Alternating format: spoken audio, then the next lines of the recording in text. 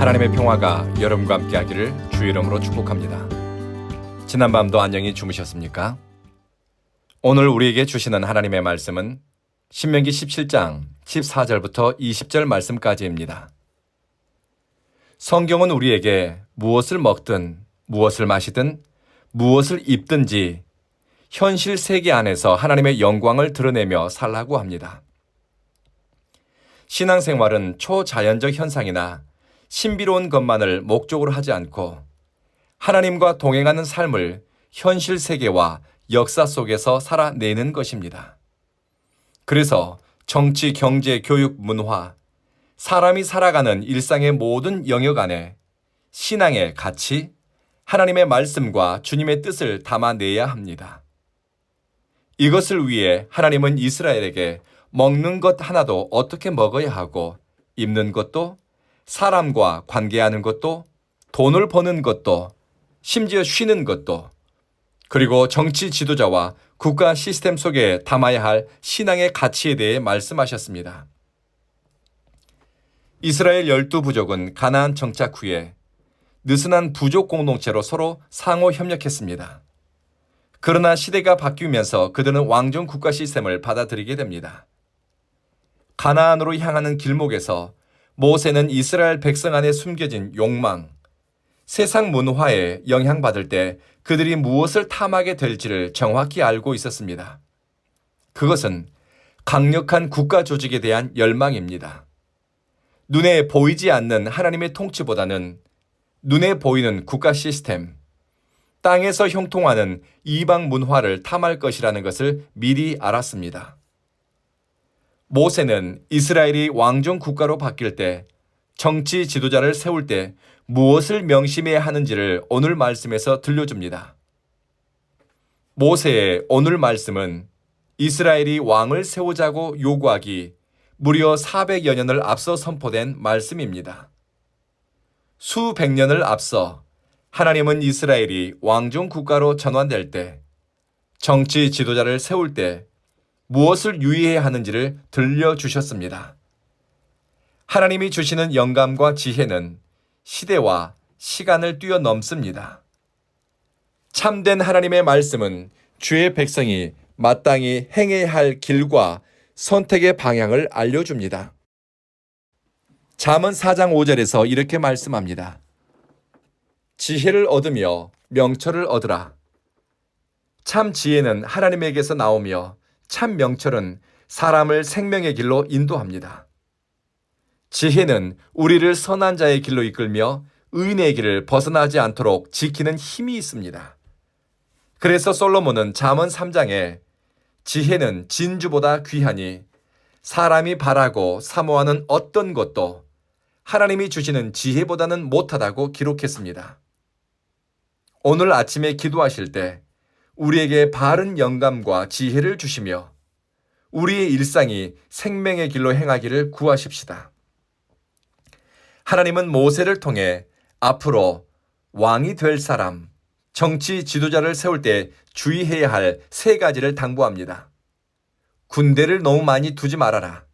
아내를 많이 두지 말고 은금과 재산을 쌓아두지 않도록 해라. 고대 사회에서 군대는 왕의 사병입니다. 힘이 있으면 사용하고 싶어집니다. 강력한 군대를 갖게 되면 영토 확장에 대한 야망이 일어납니다. 왕의 야망을 위해서 젊은이들이 전쟁터에 내몰리는 경우가 허다했습니다. 다윗이 왕으로서 지도자로서 대단한 것은 그는 130만 명에 달하는 엄청난 군대를 가지고 있었음에도 불구하고 자기 야망을 이루기 위해 전쟁을 일으키지 않았습니다. 하나님이 주신 경계를 지켰고 제국의 왕과 비슷해지기를 꿈꾼 것이 아니라 하나님의 온전한 부림을 받는 하나님의 종으로만 쓰임받고 싶어 했습니다. 이것이 다윗을 위대한 정치 지도자로 빛나게 한 이유 중에 하나입니다. 그리고 지도자는 아내를 많이 두거나 재산을 쌓아두지 말라고 말씀합니다. 모세가 경고한 것은 아예 하지 말라는 것이 아니라 그것들을 소유하고 누리기 위해 몰두하지 말라는 것입니다. 정치 지도자에게 필요한 것은 하나님 경외하는 마음입니다. 이 마음에서 분수를 아는 마음이 나오고 과욕을 다스리는 절제가 나옵니다.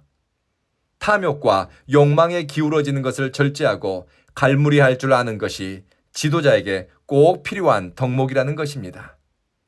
지도자여서 모든 것을 할 수 있고 또는 힘을 가지고 있기 때문에 모든 것을 해도 된다는 생각을 버리고 하나님의 율법 아래 자신을 낮추고 하나님의 법 아래 자기를 죽이는 훈련이 지도자와 또 지도자가 되고자 하는 사람에게는 필요합니다.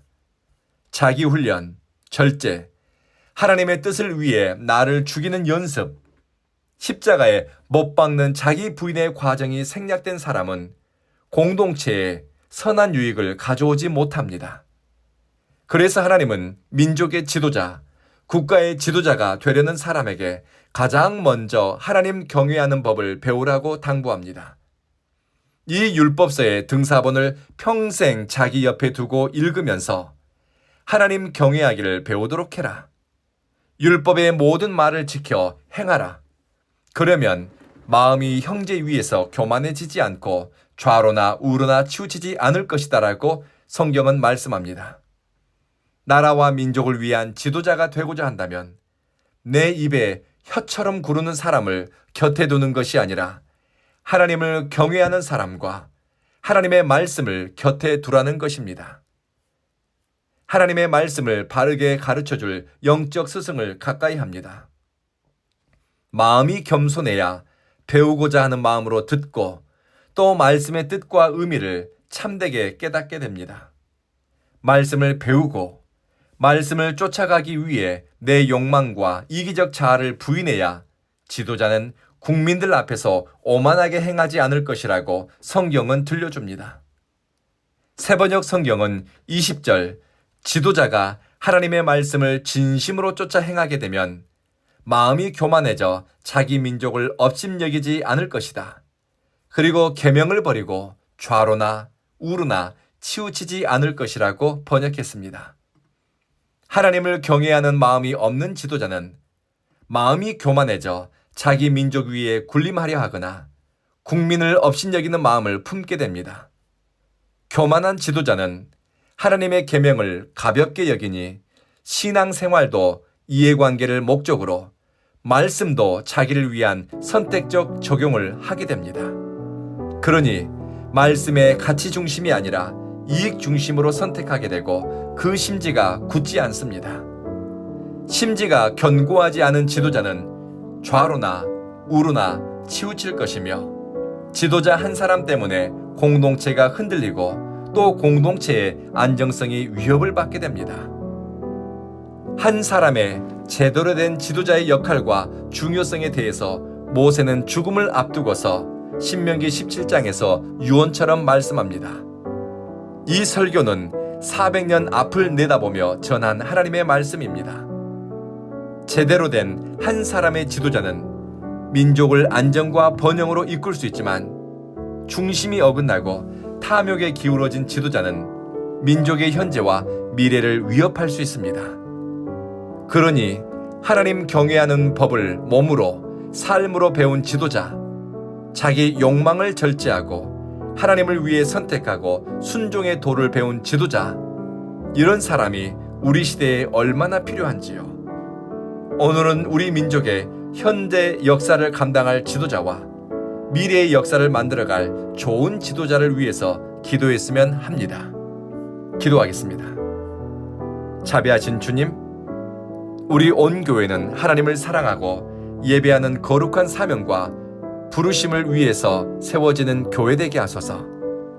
하나님을 사랑하는 마음으로 사람을 사랑하고 이곳에서 말씀을 듣고 배우면서 우리의 세계관이 성숙해지고 내게 주어진 시간과 허락된 사람들을 대하는데 진실함과 덕스러움으로 대하게 하소서. 오는 주일 예배 하나님의 성령이 우리 가운데 임하기를 예수님 이름으로 기도합니다. 아멘.